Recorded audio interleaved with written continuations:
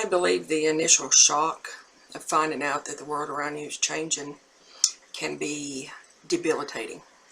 It has been for us, more so probably for different personalities.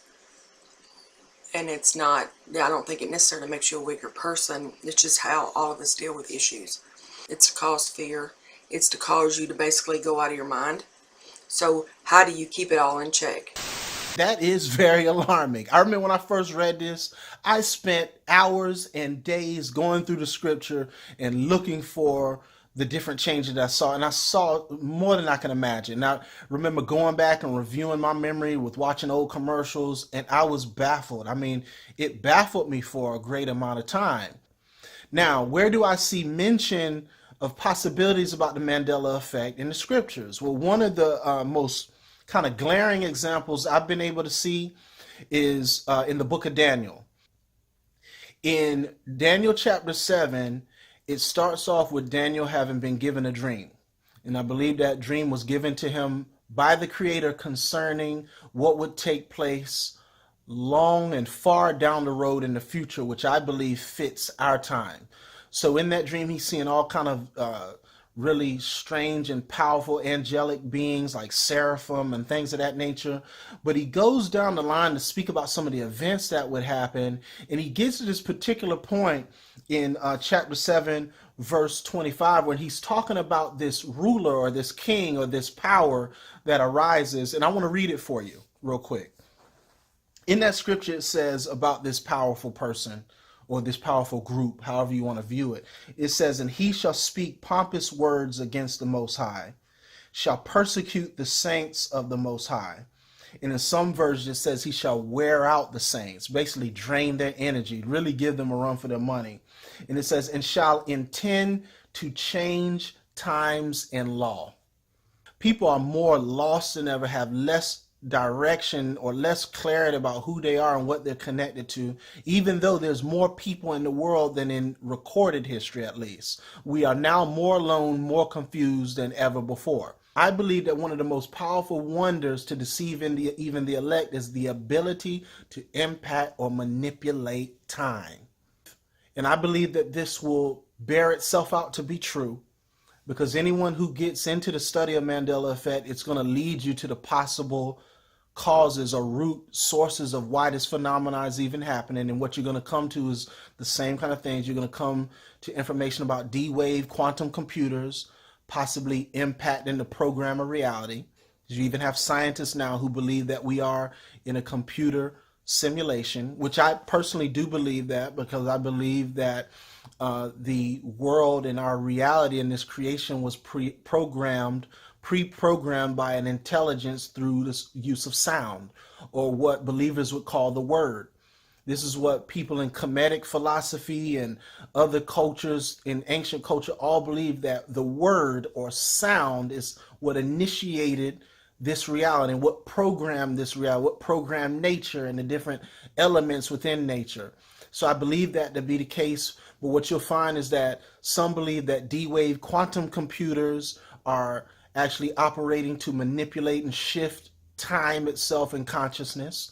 You'll also find research that'll lead you to CERN, which is the laboratory and science work that they're doing in Europe to find the root cause of the universe by colliding atoms into one another to try and recreate what happened with the Big Bang, CERN. And then you'll have other technology going to run into like post-tube refrigeration, post-tube dilution refrigerators and things like that, that people believe are being used to try and fuse different timelines together and shift events so that things appear in the Bible. Different shifts occur in the movies and commercials you've seen, in songs and things that you remember in your memory. So you're going to find a lot of evidence that leads to that. And it is my personal belief that there are what the scriptures would call sons of darkness.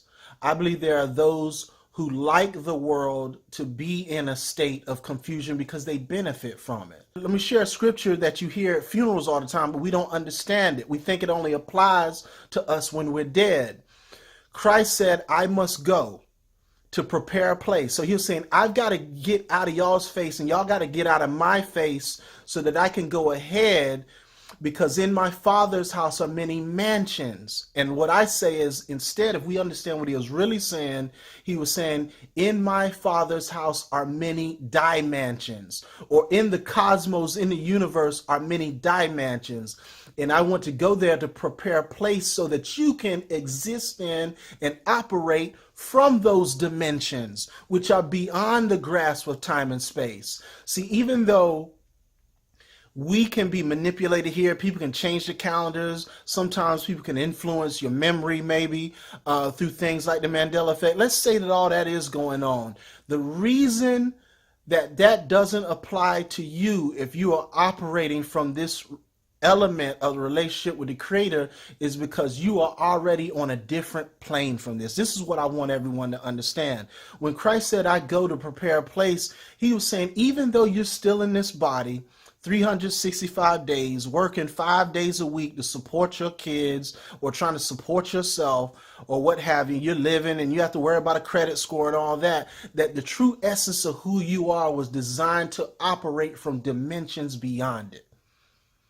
And when the creator awakens you and begins to draw you to him, there are scriptures that say that you become a co-heir and co-creator with the divine, and that you are already seated in heavenly places. So why am I saying this? I'm saying that we have to begin to step into some of the realities that have already been presented to us to understand what do we do when we start to become aware of things like the Mandela effect. What we need to do is begin to step more deeply into the awareness that even though we are in the world, we are not necessarily of the world. I think the fear and the anxiety is going to be like a roller coaster ride, depending on what's going on today. Paul Adams had said something about the numbers, which I more than understand the numbers that he and how he's getting this. And you don't know. All you can do is say, I've seen this, may or may not. We'll see how it plays out. It's not about trying to sound like you know how the future's going to play out. I think we all just need to be prepared one way or another, and don't lock yourself in. But anyway, when one of these ministers finally says something and acknowledge what's happening, I'm going to probably jump for joy, because they each have a voice and they've each got people that are listening and waiting. We're all having a hard enough time without being knocked around for because others aren't seeing what's going on. Talking about anxiety, fear, sadness. I mean, basically, we know that the world that we've all grown up with will never be the same. So how do you function? How do you know in the next year, the next 5 years, or how long this is going to take? You're seeing it play out right now in a way that none of us would have thought it would have played out. So how are we going to make it? But on my Facebook, I've probably got 10, maybe, ministers. Not one comment about any of this from anybody. I think it's important that we keep each other posted to the change. I think it's important because every day people are finding out. And there's so many people out there that are not looking at this from a Jesus standpoint. I have to feel like, because I don't think anything will ever be the same. I don't think I can go back, especially at the rate things are changing. This may come quickly, and this may move, and then it'll stop, and it'll move, and it'll stop.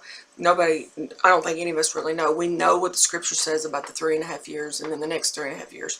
You got the ones that believe we're in the tribulation. You've got the ones that don't believe it's quite started. We're going to know by the time we all know, but by then, what we've lived has already been lived. So how do you cope? I have to maintain a sense of feeling like I'm in control, because if I feel like everything's spiraling, then it makes me too nervous. It's 4 a.m.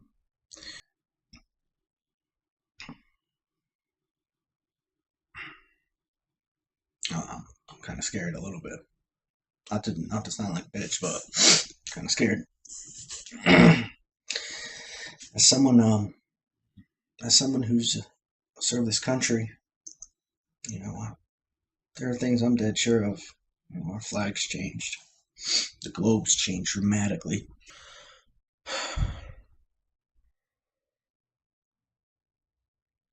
I've never heard anything like that, guys. That was intense.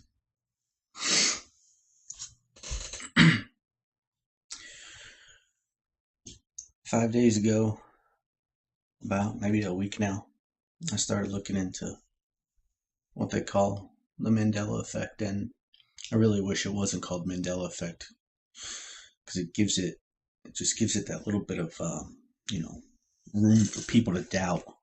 I think we need to call it like the Jesus effect, because I think that time's just about here. But I am someone who believes in Jesus Christ.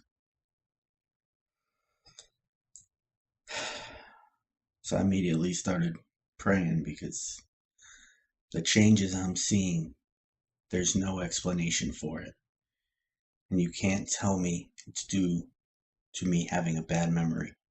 I'm 36 years old. As sure as I know my name, it's as sure as I know some of this stuff that's changed. All the little stuff.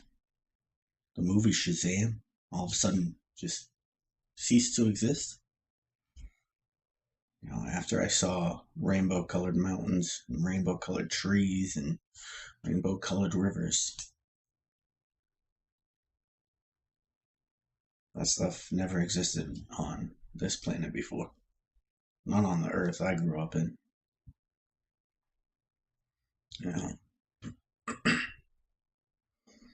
The JFK assassination. Never in my life have I ever seen any video that would even suggest that Jackie Kennedy could have killed John F. Kennedy. And now all of a sudden that's a very real possibility. The Lord's Prayer has changed. The word ass and asses just sprinkled throughout the Bible now.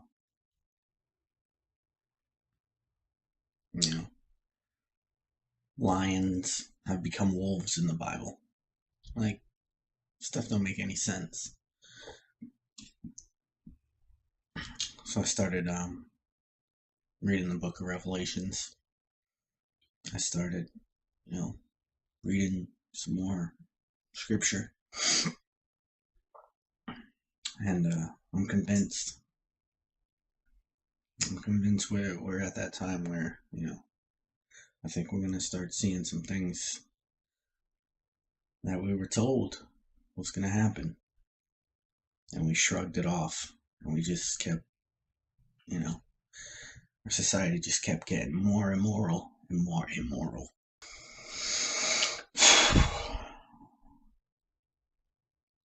I think we're going to start seeing, some things that you can't explain. And some of these things just don't make any sense.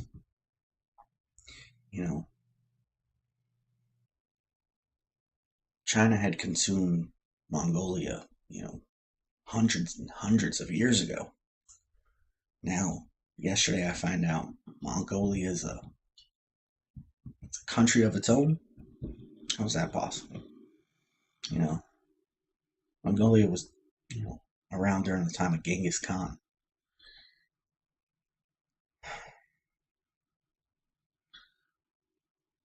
So, one of my theories about this Mandela effect is, if you're someone who's affected by it, and you see all these things going on, I think it's like a sign. It's our job to try to let people know, wake people up.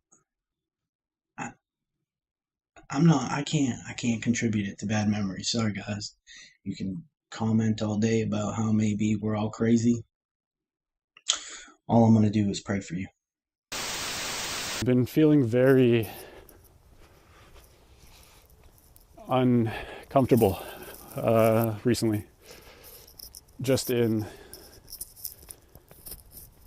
my understanding of everything. It's very strange becoming a Christian. I really didn't think it would become like some insane sci-fi movie where things just got crazier. I thought there would be, some comfort and things would settle down. No, sir. I don't think true Christianity is like that at all. I think it's the most, I think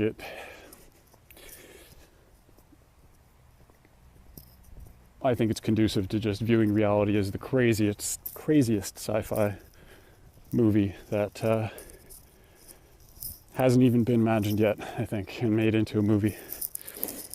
But again, I'm only 8 weeks into this now. So, I wonder who is behind, or what is behind this effect. And I'm kind of trying to figure that out based on using some clues. I would think are clues. They seem like clues, at least. And so I'll lay them out. But when I first came across this effect, at first I thought it was the works of darkness. I did not think this was of God or goodness or of the light. Mainly because of the apparent changes that have taken place in the Bible, at least the King James Bible. For me, the Mandela effect now is undoubtable. I understand if you're somebody who's a skeptic or who just thinks you can chalk it up to false memories. I totally don't fault you for that. I would feel the same way and hold the same opinion if I didn't have at least one major memory that has been that is supposedly now wrong, or supposedly now a false memory, tied in with this strange effect, this phenomenon, this happening. So, but I'm not here to argue the validity of the Mandela effect. I'm making an appeal to those who already see the validity in it, and who also see the validity in what's been left for us in the Bible. So basically my thing is this. I really think that the Mandela effect is one of the biggest clues that we have in understanding, well, for sure, the timeline and where we are exactly in that timeline. Again, speaking biblically, but also just a major clue to help figure out what exactly is going on in general, because yes, I know what's left for us, in the books which make up the Bible. They lay out a framework, conceptual framework, I suppose you could say, for reality, for what reality, really is behind the scenes, so to speak, beyond the veil. This is the biggest phenomenon that I believe, the biggest thing in reality that we have to look to, at least that's new, to be able to help us in trying to put this puzzle together and at least start to form some kind of picture that we can make sense of. Don't be afraid to trust what you're seeing, even when no one else sees it. There's very few people who even are aware of the Mandela effect, and even less recognize it for what it is.